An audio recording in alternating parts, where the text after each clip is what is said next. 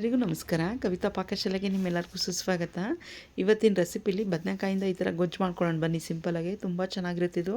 ನೋಡಿ, ಬದನೆಕಾಯಿ ರುಚಿಗೆ ತಕ್ಕಷ್ಟು ಉಪ್ಪು ತೊಗೊಂಡಿದ್ದೀನಿ ನಾನು. ಬದನೆಕಾಯಿ ಕುಯ್ದು ಅರ್ಧ ಕೆಜಿ ನೀರಲ್ಲಿ ಹಾಕ್ಕೊಂಡಿದ್ದೀನಿ. ಸ್ಪೈಸಸ್ ಎಲ್ಲ ಬೇಕಾಗುತ್ತೆ.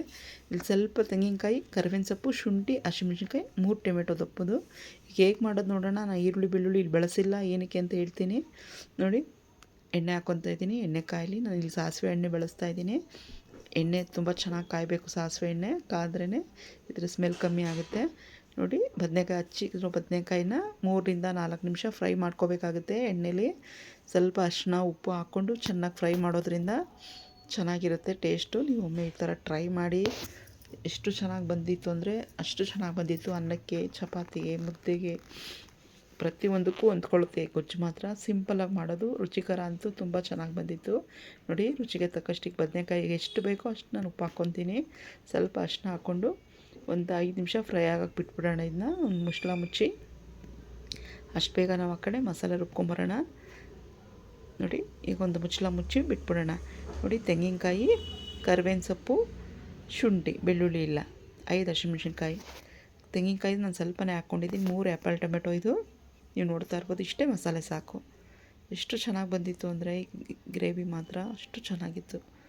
ಬದನೆಕಾಯಿ ಎಳೆದಾಗಿ ತೊಗೋಬೇಕು. ತುಂಬ ಹಳೇದಾಗಿರಬಾರ್ದು ಬದನೆಕಾಯಿ, ಫ್ರೆಶ್ ಆಗಿರಬೇಕು ಬದನೆಕಾಯಿ.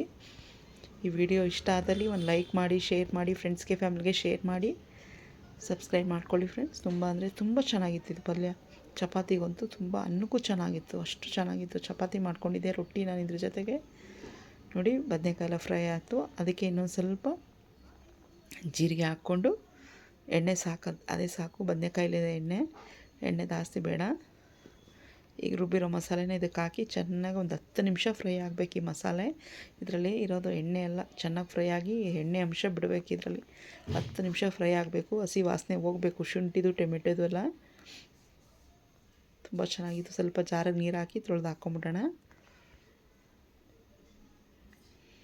ನಾನು ಸಿಂಪಲಾಗಿ ಮಾಡ್ತಾಯಿದ್ದೀನಿ. ಇಲ್ಲಿ ಈರುಳ್ಳಿ ಬೆಳ್ಳುಳ್ಳಿ ಏನಕ್ಕೆ ಬಳಸಿಲ್ಲ ಅಂದರೆ, ಈಗ ನವರಾತ್ರಿ ನಡೀತಿದೆ. ನಾವು ಈರುಳ್ಳಿ ಬೆಳ್ಳುಳ್ಳಿ ತಿನ್ನಲ್ಲ. 10 ದಿನ 15 ದಿನವೇ ತಿನ್ನಲ್ಲ. ಅದಕ್ಕೋಸ್ಕರ ನಾವು ಈರುಳ್ಳಿ ಬೆಳ್ಳುಳ್ಳಿ ಇಲ್ಲಿ ಬಳಸಿಲ್ಲ. ನೋಡಿ, ಅಚ್ಚ ಖಾರದ ಪುಡಿ ಹಾಕ್ತಾಯಿದ್ದೀನಿ. ನಾನು 5 ಹಸಿಮೆಣಸಿನ್ಕಾಯಿ ಬಳಸಿದ್ದೀನಿ. ನೀವು ಖಾರ ಬೇಕು ಅಂದರೆ ಜಾಸ್ತಿ ಕಮ್ಮಿ ಮಾಡ್ಕೊಳ್ಳಿ.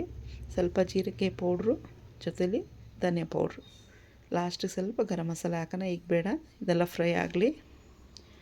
ನೋಡಿ, ಬದನೆಕಾಯಿ ಫ್ರೈ ಆಗಿರೋ ಬದನೆಕಾಯಿ ಹಾಕ್ತಾಯಿದ್ದೀನಿ. ಇದು 10 ನಿಮಿಷ ಮಸಾಲೆ ಬೆಂದಿದೆ.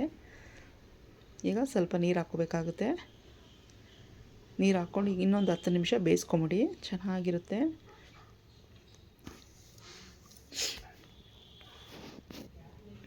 ಖಾರ ಕಮ್ಮಿ ಜಾಸ್ತಿ ನೀವು ಮಾಡ್ಕೋಬೋದು. ನಾನಿಲ್ಲಿ 5 ಹಸಿಮೆಣಸಿನ್ಕಾಯಿ, ಸ್ವಲ್ಪ ಅಚ್ಚ ಖಾರದ ಪುಡಿ ಹಾಕ್ಕೊಂಡಿದ್ದೀನಿ. ಖಾರ ನಾವು ಮೀಡಿಯಮಾಗಿ ತಿಂತೀವಿ.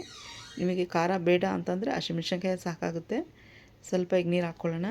ನೀರು ಹಾಕ್ಕೊಂಬಿಟ್ಟು ಮುಚ್ಚಿಟ್ಬಿಡಿ. ಒಂದು 7 ನಿಮಿಷ ಮುಚ್ಚಿಟ್ಬಿಟ್ರೆ ಬಿಸಿ ಬಿಸಿ ಬದನೆಕಾಯಿ ಗೊಜ್ಜು ರೆಡಿ. ಈ ಥರ ಇತ್ತು. ಮತ್ತೊಂದು ವೀಡಿಯೋದಲ್ಲಿ ಮತ್ತೆ ಸಿಗೋಣ.